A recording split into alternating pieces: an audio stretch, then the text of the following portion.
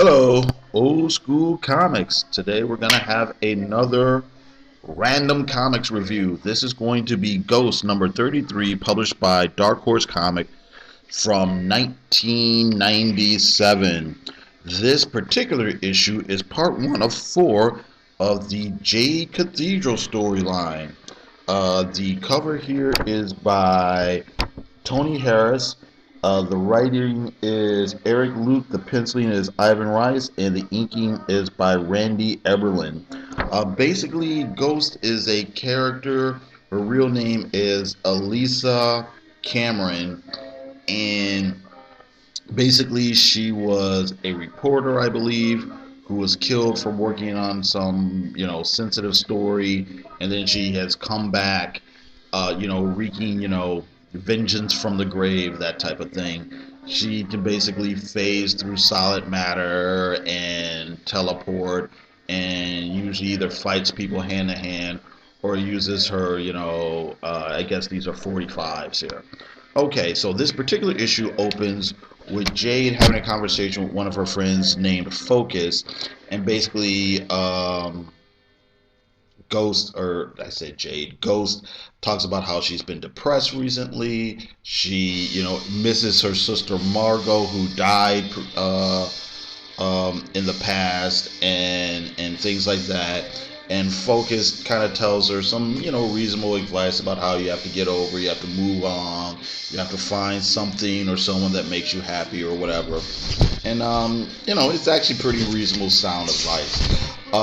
We cut to a scene where we're at this kind of spooky amusement park where this big burly guy and his girlfriend go into, the Tunnel of Horrors or something.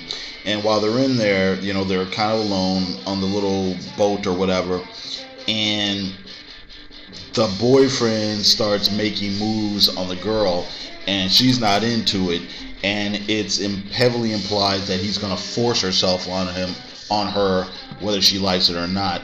And right then, that's where these kind of demonic looking apparitions appear, and they basically maul the guy and kill him.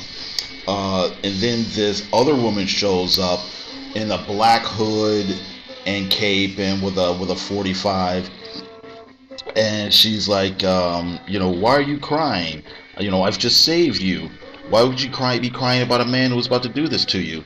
And the girlfriend's like, look, it's my fault if I had worn this dress or acted this way. And the lady in the black hood is like, you're as much to blame as he is for believing this lie, for dancing this dance. I'll not suffer victims. You want him, he's all yours. And, she puts the girl back into the boat with the mutilated corpse, of this dude. Next scene is Ghost, and she's going to visit an old friend of hers named Peter, and it really isn't drawn out or anything like that, but from the dialogue and from the captions, you're able to understand that they've shared an adventure or two. They've got this history going on, and maybe it might be time to take it to take their friendship to another level. Ghost comes in, and she kind of comes on to him in this very kind of awkward way, I would say. And Peter's like, hey, don't do the sexy ghost thing with me. Just be a regular person. Be a normal person. And then maybe we can see where it goes. And it kind of ends on a okay note there, at least as far as the characters are concerned. Now, Ghost has somehow found out about the murder at the amusement park, and she begins to investigate. And after not really getting any solid information from the girl who was there, she goes to use one of her contacts, which is a guy named Hob. And Hob is actually a goblin. He's a real goblin. He's a little dwarfish body with a giant head and all kind of weird looking or whatnot. And basically Hob tells her about how there are these spirits who have entered our world now, and they really don't know too much about how human relationships and courtships and emotions and things work. They've been observing things and slowly getting involved in things, and they see at one point, at first it starts off being just pranks or whatever, but they see a drunk guy kill his wife, and so now there seems like they're on. They may be on this kind of mission of vengeance or whatever. The next scene takes place at this peep show, and the dancer at the peep show, she's doing her thing, and guys are watching her behind the glass, behind the boots or whatever. And all of a sudden, she sees them getting mauled by, once again, these weird demonic looking creatures, and the lady in the black hood shows up, and she's like, ugh, they enjoy watching you naked, weak, subservient. I just wanted them to know how you feel. Of course, the dancer lady is all freaked out. She's like, I'm going to lose my job. Don't you get it? I'm in control here. I control the shots. Stop this. I don't want anybody to get hurt. And she's like, fool. And then at that point, our hero Ghost shows up and confronts the lady in the black hood. And she's like, who are you? And Lady Black Hood says to her, if you are the White Death, then I am the dark behind you. If you are a ghost, I am your... You turn the page, full page splash. Silhouette! And you see the lady's face, and it's, oh my god, Margot! And Margot, of course, is Elisa's, sister who's, dead sister or whatever. And, of course, to be continued. This is actually pretty much a solid issue. It's kind of fun. It's not the best comic you've ever read, ever. But, it's decent. It's a really professionally done thing here. You've got some decent writing by Eric Luke, some nice penciling by Ivan Reyes. But here, let's go here. The beginning scene where Elisa and Focus have this discussion. It takes place, I don't know where exactly, somebody's apartment or studio or something like that. But the characters are naked here. Let's see here. Elisa is like, she comes from behind a screen. She's disrobed, and and she says something like, when it's just me completely naked, I feel vulnerable. And Focus says, that's as it should be. We're in the dark. You don't have to worry about anyone seeing, judging, wanting.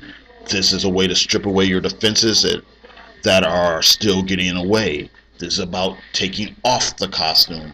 And it's not done in a necessarily sexy or romantic type of way, You get the feeling that maybe, I guess this is supposed to be some sort of therapy or some sort of odd ritual or something like that. It's really not explained, why they needed to be naked, you know what I mean? I don't know too much. I don't know enough about the character of Focus to know how anything works, but the way it's drawn, they're in a dark room, there's candles, and there's odd lights. So like I said, maybe it's part of a weird pagan ritual / therapy session. But I kind of get the feeling that it was a case to have a little eye candy in here. But okay, the layouts are pretty good. The visual storytelling is really decent. It's all very clear. You totally understand where people are and what they're doing. And it's never, for me, it's not confusing at all. I like Ivan's, I guess, figure work here, and it works. Let's see here. As far as the art is concerned, I actually pretty much like it. There's a nice balance between the action and the plot and the character moments. That I wish more comics these days actually had. Like I said, it isn't the greatest comic in the world, but it's really solid here. There's a kind of funny bit here with Hob the Goblin, where he's telling a story about the spirits or whatever they are. At the end of it, it ends on this kind of comedic note where you get the feeling that he's the comedy relief guy. He's the guy that plays pranks and stuff like that. And it's kind of corny, but it worked for what it was. And let's see here. There's also, this issue has like kind of an interesting let's see here, kind of interesting letters page. That's what I want to say. And then there's also like some character sketches by Jason Pearson. It looks like these are his designs for the character with Silhouette, and they also have a preview of next issue's cover, which is another nice looking cover by Tony Harris. And let's see here, and I guess that's it. I got to thank you very much for listening. Leave whatever comments you want. Thanks, and you have a great day.